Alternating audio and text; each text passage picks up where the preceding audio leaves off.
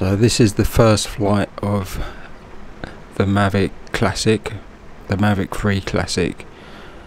After doing a few tests yesterday, I've kind of given up at the moment with colour grading and using D-Log, because it just does seem as a little bit weird compared to my previous experiences with the original Mavic Pro and GoPro footage. So leaving it on normal colour seems to be at the moment the best thing to do for the first flight.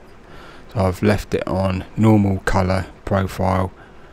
I'm doing manual adjustments. I'm using a variable ND filter set on stop 2, which is an ND4 filter.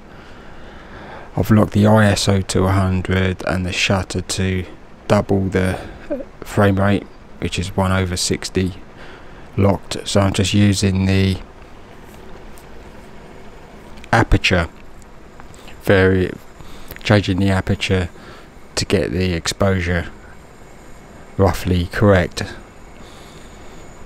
So I did use a ND4. I think it was too much for the time of the day in some areas, so it's always a fine balance. So taking off, I was trying to use a cruise control for ascending, but I don't think it works. I think the cruise control is just for horizontal movement, so I was hoping to have a nice smooth ascent, and it didn't quite work out. So I think this was on the normal flight profile. I have set up a cinematic profile, which I quickly changed to when I ascended up to about 40 meters. Yeah, it's on the normal profile at the moment, which is quite a quick, fast motion. So this absolutely smashes the original Mavic Pro, because without a doubt the dark areas would be mushy and pixelated. A huge improvement in the camera.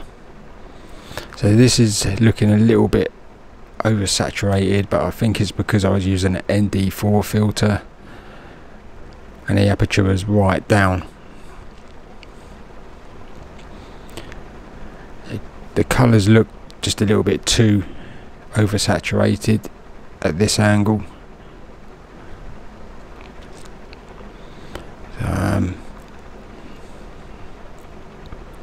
Now I'm on cinematic mode with the gimbal motion very slow. I think at this point I managed to get it in cruise control,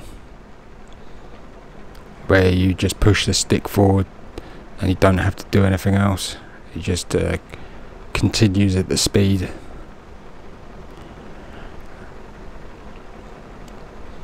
So the control setup was on mode 1. I am used to mode 2.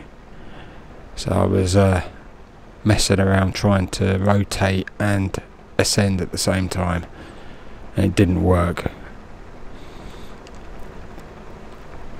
So for me, I'm used to mode 2 on the stick controls. So this still looks oversaturated to me, the colours. It's quite late in the afternoon, about 3 PM in the UK, so the sun is pretty low in the sky.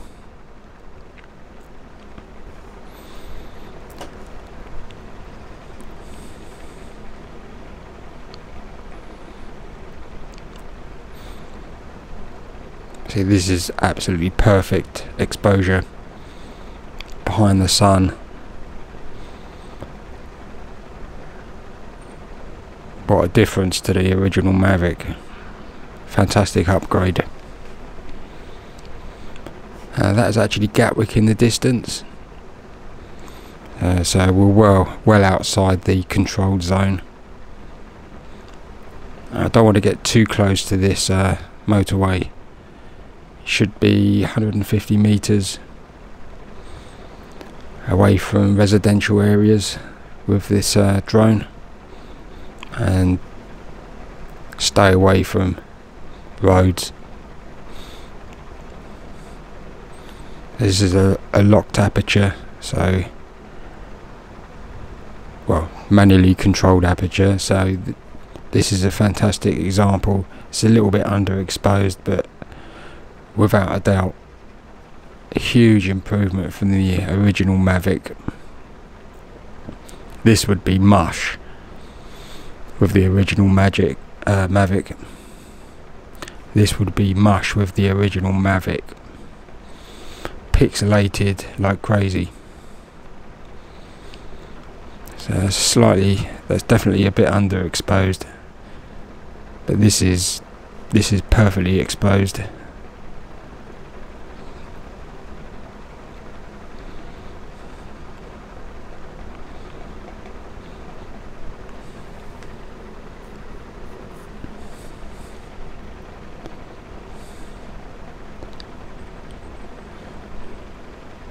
I probably should have set it on ND1, sorry, ND2, which is a one stop. I did purchase the Freewell variable ND filters, so this is definitely a bit underexposed, but the quality of the picture is incredible. I can't see any pixelation. And that was the problem with the original Mavic, if the exposure was too low, and also if you're facing the sun with the original Mavic, you'd get all sorts of crazy rays. That is really impressive. And the background is underexposed, but not a lot of pixelation. So kind of mastered the cruise control in horizontal movement here. It's the first flight, so slowly practicing the settings. Overall, really happy with the picture quality. Obviously some areas are oversaturated a little bit, but it's probably to do with the ND filter.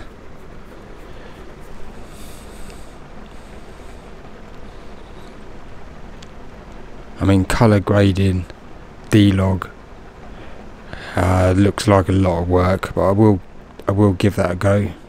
The HLG setting looks horrendous to me. I've watched a few YouTube videos and it doesn't look too good. So that's the end of the first video ever for my new drone.